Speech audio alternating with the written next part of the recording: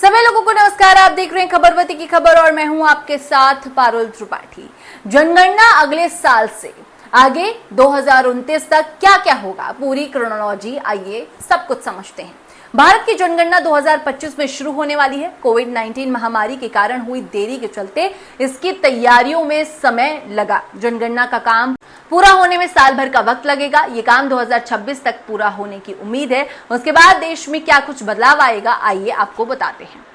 देश में लंबे समय से जनगणना को लेकर सुगबुगाहट थी, लेकिन अब साफ हो गया है कि ये 2025 में शुरू होकर 2026 में खत्म होगी। जनगणना क्यों कराई जाती है?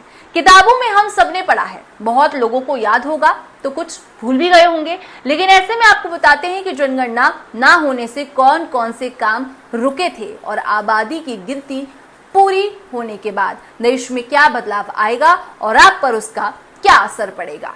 मोदी सरकार की क्रोनोलॉजी समझें तो जनगणना के बाद आबादी के हिसाब लोगों की राजनीति में भागीदारी बढ़ाने का काम होगा। पीएम मोदी तीसरी बार प्रधानमंत्री पद की शपथ लेने के बाद राजनीतिक सुधारों और सियासत में युवाओं की भागीदारी बढ़ाने पर जोर दे रहे हैं। जनगणना के बाद देश में परिसीमन का काम शुरू होगा। परिसीमन के जरिए आबादी के हिसाब से लोकसभा सीटों की संख्या बढ़ेगी। कुछ राज्यों की विधानसभा सीटों में भी इजाफा होने का अनुमान है।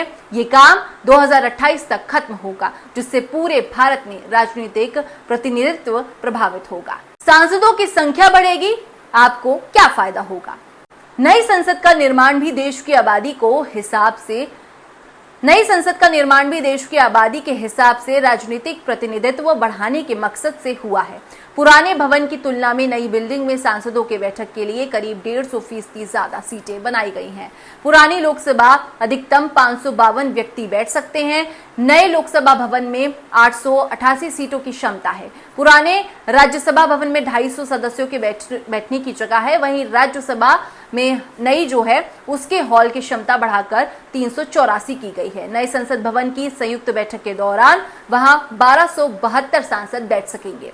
पहले 593 सांसद 140 करोड़ लोगों की जीवन की दशा और दिशा तय करते थे। अब ये काम 2 गुने से ज्यादा यानी करीब 1272 सांसद करेंगे।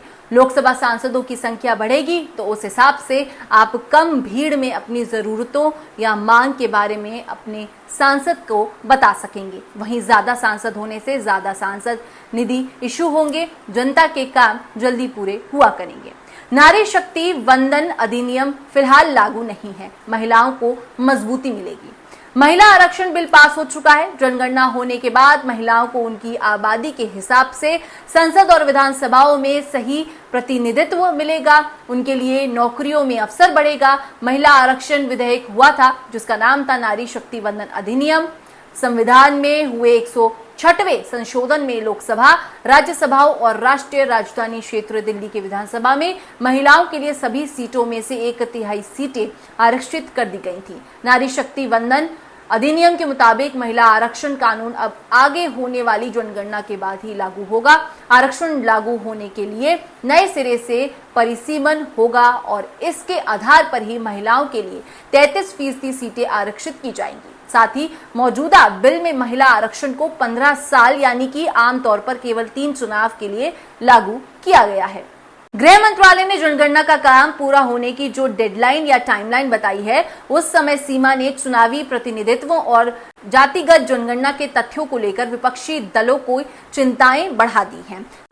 जनगणना 2021 में होनी थी, लेकिन कोरोना महामारी के कारण काम टल गया। कोरोना में कई परिवार खत्म हो गए। पिछले 4 साल में बहुत से लोगों की मौत हुई होगी।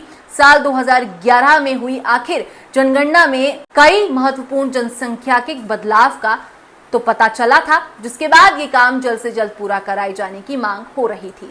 विशेषज्ञों ने बताया है कि उभरते सामाजिक मुद्दों को संबोधित करने और सरकारी नीतियों को वर्तमान वास्तविकताओं को प्रतिबद्ध करने के लिए समय पर डेटा संग्रह कलेक्शन करना सबसे महत्वपूर्ण काम है। ऐसे में तमाम नागरिक समाज संगठनों ने जनगणना प्रक्रिया में पारदर्शिता, ट्रांसपेरेंसी को लाने के बारे में चिंता जताई है और ट्रांसपेरेंसी होनी चाहिए, इसकी मांग भी की है। जनगणना इसीलिए जरूरी है क्योंकि डेटा प्रक्रिया को दौरान भारत की हर आवाज को सुनना चाहिए या सुनना होगा। पारदर्शिता जरूरी होगी। इसके साथ ये सुनिश्चित करना होगा कि जनगणना भारत की विविध आबादी को सही और सार्थक रूप से दर्शाती है। कांग्रेस की क्या मांग है, विपक्ष की क्या मांग है? कांग्रेस ने केंद्र से कहा है कि जनगणना पर सर्वदलीय बैठक बुलाई जाए क्योंकि 2 मुद्दों पर स्पष्टता नहीं है। 1951 से हर जनगणना में होती आ रही SC ST की गणना के अलावा क्या इस नई जनगणना में देश की सभी जातियों की विस्तृत गणना शामिल होगी, ये सवाल उठाया है। क्या इस जनगणना का इस्तेमाल लोकसभा में हर राज्य के प्रतिनिधियों की संख्या निर्धारित करने के लिए किया जाएगा? क्या इससे उन राज्यों को नुकसान होगा जो परिवार नियोजन में अग्रणी रहे हैं? ये सवाल कुछ कांग्रेस ने उठाए हैं। इन सवालों से आप कितना रिलेट कर रहे हैं? आपको भी सही लगता है कि नहीं? इसका जवाब सरकार को देना चाहिए या नहीं, या फिर जैसा सरकार ने तय किया है वैसे ही होना चाहिए जनगणना, या जनगणना हो रही ये सही है या नहीं होनी थी? ये भी आपका एक पॉइंट ऑफ व्यू हो सकता है। तो क्या है आपका पॉइंट ऑफ व्यू, हमें कमेंट सेक्शन पर जरूर बताएं। अगर वीडियो अच्छा लगा है तो प्लीज शेयर कीजिए, लाइक कीजिए, चैनल को जरूर सब्सक्राइब कीजिए। खबरवती को ऐसे ही ढेर सारा प्यार देते रहिए और लगातार खबरवती को देखते रहिए। शुक्रिया।